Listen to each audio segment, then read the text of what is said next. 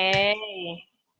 Jadi gini ya, Kakak jelaskan yang mungkin masih kebingungan dalam memahami resensi ini. Jadi resensatornya ini tertarik dengan si tokoh Agus Nur, ya kan? Dia memang memberikan tema yang menurut dia, ya itu temanya biasa aja, tapi teknik penceritaannya yang luar biasa, karena dia beda dengan penulis-penulis yang lainnya. Jadi di sana, apa itu judulnya? Potongan cerita di kartu pos itu menggunakan cerita berbingkai. Kalian tahu cerita berbingkai? Tidak. Tidak. Cerita dalam cerita. Ya, cerita dalam cerita. Betul. Jadi ibaratnya gini nih, si Afdal bercerita tentang si Ridho, ya kan? Tapi si Ridho ini nanti diceritakan Afdal itu cerita ke Yoga. Terus diceritakan lagi si Yoga ini cerita ke Virus. Jadi seperti itu, kayak mimpi berbingkai juga.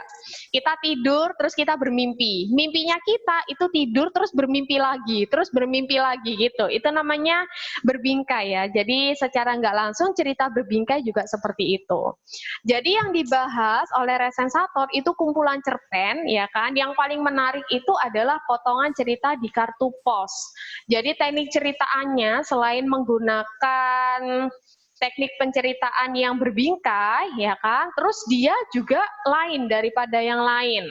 Jadi dia tidak hanya menggunakan bahasa yang bagus, bahasanya harus bagus ya kan, harus beda dengan yang lain kan. Biasanya cerpen kan bahasanya kan apa ya, kayak mendewa-dewa, menggunakan kosakata yang terpilih ya kan, tapi isi ceritanya jelek ya kan. Tapi kalau dia tidak, dia sangat bagus dalam teknik penceritaannya, sehingga mungkin membuat si pembacanya makin penasaran, terus nggak bosan, dan sebagainya. Ya, apalagi menurut si resensator, sekarang ini banyak penulis lain yang menggunakan unsur-unsur yang mainstream, kayak seksisme. Kalian tahu seksisme? Maaf. Oh. Iya, jadi unsur seksisme itu kayak ada unsur-unsur dewasa ya kan yang digunakan untuk menarik para pembacanya. Jadi memang banyak banget. Contohnya film horor Indonesia ya. Kalian mengamati nggak kalau film horor Indonesia itu kebanyakan itu banyak sekali menggunakan unsur seksisme yang seperti itu. Yang artisnya itu kayak dulu Julia Perez ya kan. Terus siapa itu Dewi siapa? Dewi siapa itu? Iya, Dewi Persik ya kan. Terus mungkin Nikita Mirzani dan kayak gitu. Pokoknya kayak gitu kan. Itu kan berarti kan dia mengandung unsur yang seksisme. Jadi kayak berseragam gitu. Jadi sekalinya ada film horor pasti sudah bisa ditebak artisnya itu ya pasti yang seperti itu ya kan. Ceritanya ya kayak gitu ya, bajunya kayak gitu. Jadi kayak gitu. Tapi menurut si resensator, si Agus Nur ini beda dengan yang lain ya. Dia bisa menceritakan dengan baik meskipun tema yang diangkat itu sederhana. Jadi singkat ceritanya tuh gini guys. Jadi di kartu pos itu ada seorang anak ya, namanya siapa kakak lupa. Jadi dia itu menerima kartu setiap minggu kalau nggak salah. Loh, kartu itu ditulis oleh mamanya. Mamanya ini lagi jauh di luar negeri. Tapi ternyata mamanya ini ternyata sudah meninggal karena kecelakaan pesawat. Lalu di akhir ceritanya dia ini menerima kartu pos, tapi kartu pos ini isinya adalah kain putih, sobekan kain putih yang tepiannya terbakar. Jadi itu kayaknya itu kayak kain kafan, iya, kain kafan mamanya yang ditulis mamanya terakhir kali. Jadi mamanya sudah meninggal, tapi mamanya mengirim dia kartu pos. Tapi dia nggak tahu kalau mamanya sudah meninggal. Iya, benar ya. Kok iso? Loh, kok bisa gitu, Kak? Tapi papanya nggak tahu. Kalau si anak ini tetap menerima kartu pos dari mamanya. Padahal papanya ini tahu mamanya sudah meninggal, tapi papanya nggak cerita ke anak tersebut. Tapi si anak tersebut berhubungan dengan mamanya ya. Padahal mamanya sudah nggak ada, ya kan? Loh, kok bisa, Kak? Ya, lah itu uniknya. Jadi menurut si resensator, ya ceritanya unik banget, beda dengan yang lain, ya kan? Jadi tidak hanya berdasarkan realita dan hayalan yang receh-receh. Gitulah intinya. Oke, sekarang kita latihan soal. Ini sudah kakak siapkan 4 nomor. Coba kita diskusikan. Coba kalian cermati dulu. Ya. Nanti kalau ada soal yang tidak kalian mengerti, silakan tanya ke kakak. Ntar, kakak jatuh.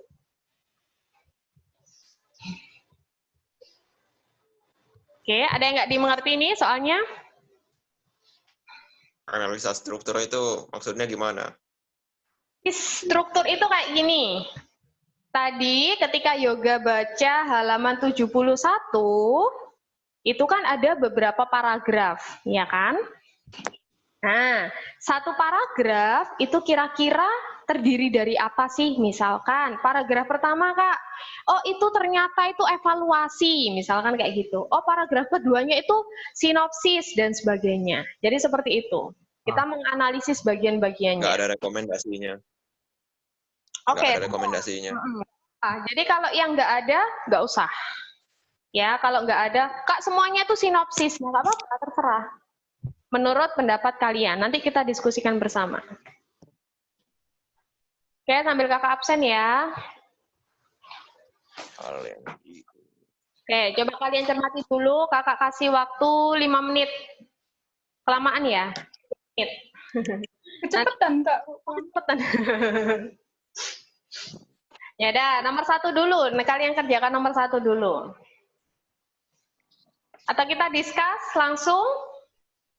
Gimana? Langsung aja, Kak. Langsung aja kok. Yaudah, langsung aja ya, biar cepet ya. Jadi sebentar, berarti ini yang nggak ada semua kayaknya. Nando ya.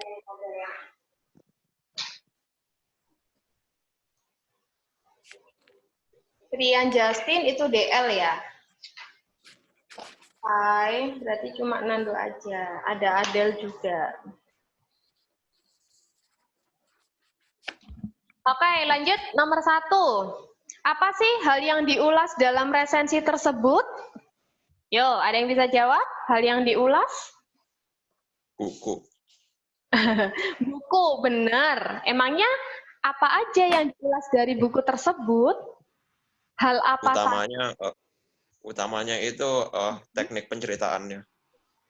Teknik penceritaannya yang disorotin. Terus apa lagi selain teknik penceritaan? Fakta utama. Apa? Tokoh utama. Tokoh utama. Siapa tokoh utama?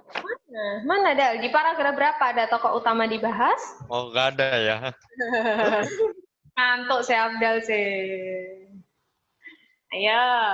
Selain teknik penceritaannya, dia juga mengulas tentang tema yang diambil. Ya, tema, jalan ceritanya juga. Jalan cerita, tema, teknik penceritaan, dan apalagi? Ada nggak hal lain yang disoroti?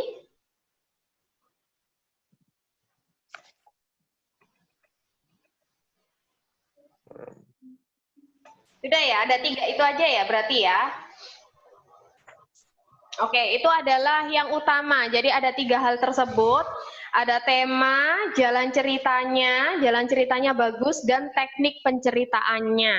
Jadi meskipun teknik penceritaannya bagus, tapi jalan ceritanya itu jelek, ya percuma, ya ceritanya ya bakalan itu-itu aja gitu. Tapi di sini juga ini ya ceritanya itu menarik kayak kakak tadi ya, yang mamanya sudah meninggal tapi bisa kirim kartu pos. Wow, hebat sekali. Nomor 2.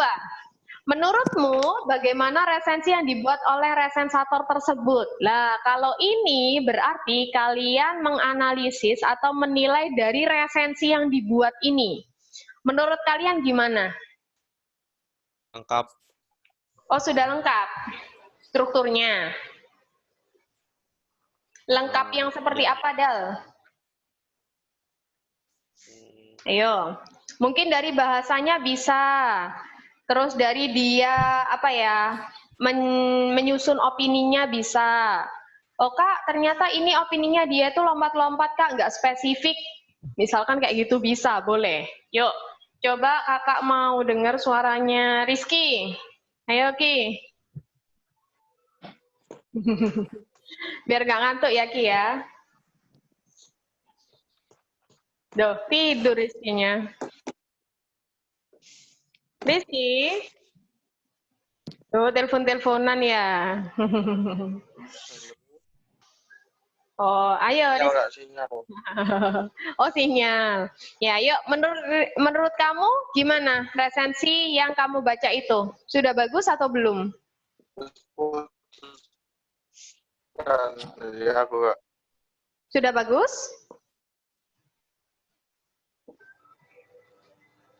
cukup Sinyal cukup cukup cukup apa? bagus. Coba Sabita. Cukup. Mana Sabita? Oh, nggak ada Sabita. Oh, ini. Ada. Sabita, ya. Ya, menurut kamu gimana, Dek? Ketika kamu baca resensi ini, bingung nggak? Bingung nggak kepanjangan resensinya? Oke. Ya udah, berarti gini aja. Menurut saya, Boleh sih. yang dibuat oleh resensator tersebut terlalu panjang, spesifik misalkan. Menggunakan kata-kata Kurang efektif berarti ya Kak ya? ya, boleh. Habis itu banyak menggunakan istilah-istilah yang tidak asing. Iya. Iya, istilah-istilah asing, Kak. Ada istilah apa ya tadi ya? Puzzle itu apa, Kak? Karena kan bahas buku selain yang dibahas.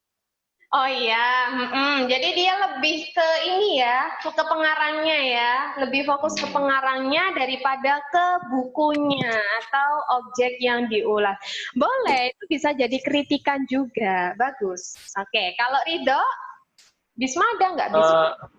Jelas, Bisma tapi saking apa? jelasnya sampai beberapa kata ada yang nggak paham nggak? Oke. Iya, Kak, di sini ada kata-kata apa ya? Oh, ini ada pakem, realis, surrealis, ya kan? Apa Absurd. itu Kak? Apa itu ya? Apa itu Kak? Ini Pakem itu apa? istilah-istilah dalam filsafat sebenarnya. Jadi pakem itu kayak sesuatu yang tidak bisa diubah lagi, sesuatu yang tetap itu pakem, ya. Kalau realis itu berarti sesuai dengan realita. Surrealis berarti kebalikannya. Absurd, nggak jelas ya. Pokoknya kayak gitulah. Berarti bahasanya kurang umum ya Kak ya? Ya, Bukan bahasa umum. bahasanya susah dimengerti oleh masyarakat umum. Terlalu banyak menggunakan istilah-istilah. Lah, ini juga bisa jadi masukan nih bagi si resensatornya nanti. Jadi ini ya, mengkritiki resensi ya. Oke, nomor 3. Yuk kita analisis strukturnya. Apakah ada identitasnya di situ? Ada. Ada identitasnya. Terus untuk yang paragraf pertama, yang keempatnya sastra, oke, itu termasuk orientasi. Kalian tulis aja di sampingnya. Orientasi sudah ditemukan. Lalu lanjut ke paragraf kedua. Orientasi. Orientasi lagi. Iya, Pak. Coba ya, kita cermati. Kalau menurut yoga orientasi. Mungkin teman-teman yang lain ada beda pendapat? Ngikut aja lah. Sedikit berbeda dengan buku-buku kumpulan cerpen sebelumnya. Di dalam buku ini, Agus Nur terlihat lebih... salah baca. Tak kira ini apa?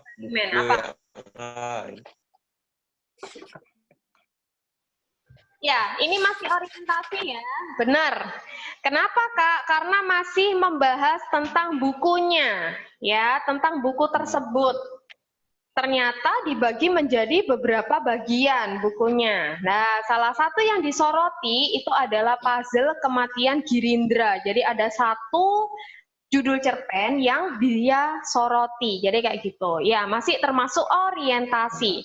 Jadi gini ya guys, jadi di antara 6 struktur tadi itu bisa aja nggak lengkap. Artinya ada satu yang tidak digunakan, atau satu yang hilang, atau satu yang terlewat dan sebagainya. Atau bisa aja... Sinopsisnya nggak ada, Kak. Apa? Sinopsisnya nggak ada. Sinopsisnya nggak ada. Oke ya. Sebentar, sabar.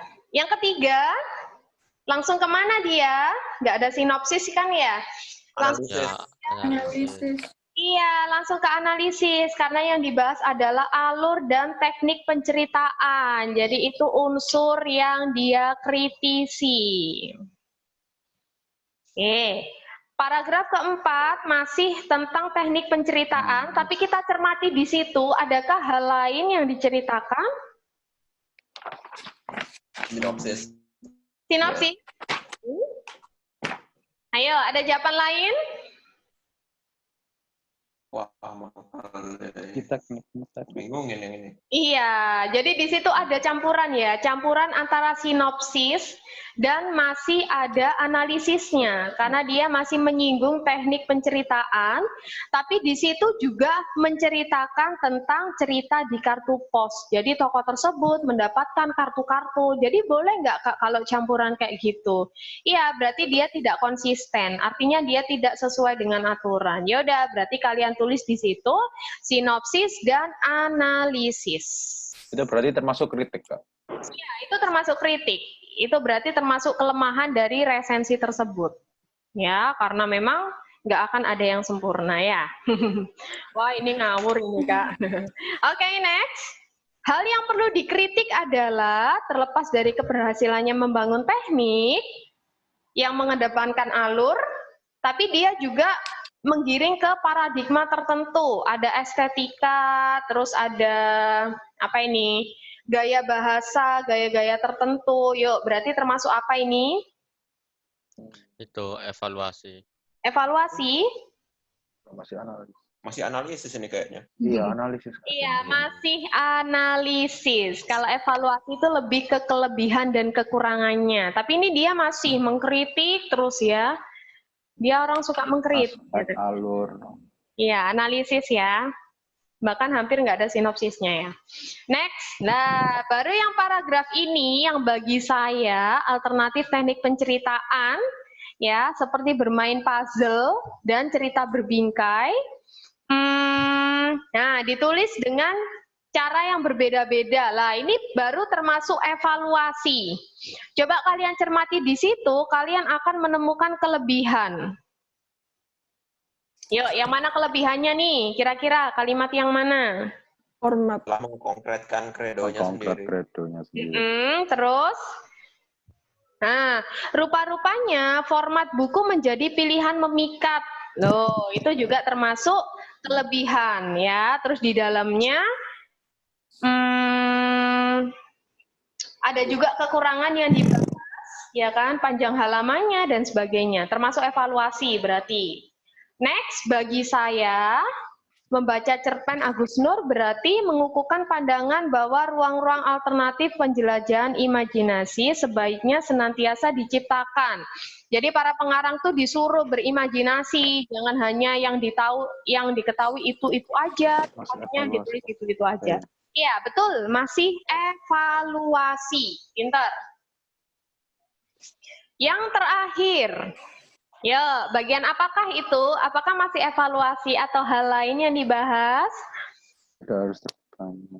Ayo, Ridho mungkin. Ayo, Dok. Menurut Ridho apa tuh? Ini termasuk rekomendasi enggak? Enggak. Enggak saja itu. Enggak, kalau kataku. Ayo coba, sebentar kakak page screen dulu. Oke, untuk paragraf yang terakhir, coba kita cermati. Dengan kata lain pula, sebuah cerpen tidak harus terbebani oleh pesan moral jika ingin bereksperimen, ya kan? Resep estetik yang dapat dipraktikkan oleh para penulis cerpen lain setelah membaca buku ini adalah soal penguasaan atau kefasihan Oh teknik. iya, rekomendasi berarti ya. Betul, Iya, setelah membaca buku ini. Jadi kayak gitu ya, jadi rekomendasinya memang kadang dikemas seperti itu, secara tersirat ya. Jadi alangkah lebih baiknya penulis lain itu juga baca buku ini, supaya tahu teknik penceritaan yang baik, yang menarik itu seperti apa. Oke, paham ya? Agak susah ya guys ya. Ya yang terakhir, ini sudah lebih ya. Ya udah nggak apa-apa, yang terakhir, kalian nggak ada kelas lain kan ya hari ini? Sudah ya? Ada. Nggak tahu, Kak. Nggak tahu, Kak. Menurutmu kekurangan dan kelebihan apa yang terdapat dalam resensi tersebut? Karena kita tadi sudah mengemukakan banyak kekurangannya, kelebihannya. Yuk, kelebihan dari resensi tadi apa? Mendalami. Nggak ada, Kak. Enggak Cukup, ada. enggak sih. Mendalami itu. Mendalami. Nggak ada. Bisnisnya mendalami teknik. Kritisnya sangat detail gitu. Kritiknya sangat detail, sangat dalam. Gitu, Enggak. Yoga. Itu loh, Apa? mendalami konsep-konsep teknik penceritaan. Boleh, boleh. Oke, oh iya, berarti dia paham betul ya teknik penceritaan itu seperti apa ya, sehingga bisa membahas ini. Oke, boleh. Berarti resensator memiliki pengetahuan tentang teknik penceritaan yang mana itu bisa diungkapkan secara jelas di sini, ya kan? Berarti dia tahu teknik penceritaan yang baik itu seperti apa, dan kita sebagai pembacanya itu juga tahu, oh alah ternyata teknik penceritaan yang seperti ini tuh yang disebut berbingkai. Oh ternyata teknik penceritaan yang seperti ini tuh yang berupa puzzle. Puzzle itu kayak ada sesuatu misteri ya kan, yang harus dipecahkan setelah menyusun bukti-bukti yang ada dalam cerita. Oke, untuk kelebihannya mungkin ini sesuai persepsi masing-masing ya, tergantung dari siapa yang membaca. Oke, sampai sini adik-adik ada yang ditanyakan? Belum. Belum. Belum, Kak. Ya udah, mungkin di next pertemuan kita akan membahas resensi lagi karena memang cuma ada satu bab aja. Tapi mungkin cuma 2 kali pertemuan ya. Oke, kalau nggak ada yang ditanyakan, terima kasih sudah bergabung. Semoga pembelajaran hari ini bermanfaat untuk kalian semua ya. Jangan lupa dikerjakan PR-PR-nya ya. Tetap stay Emang ada di PR? Apa? jaga kesehatan Emang ada ya. PR? Ada PR kok, Kak. Terima kasih, Ta. Enggak mau. Jangan. Oke, assalamualaikum. Selamat siang. Waalaikumsalam. Waalaikumsalam.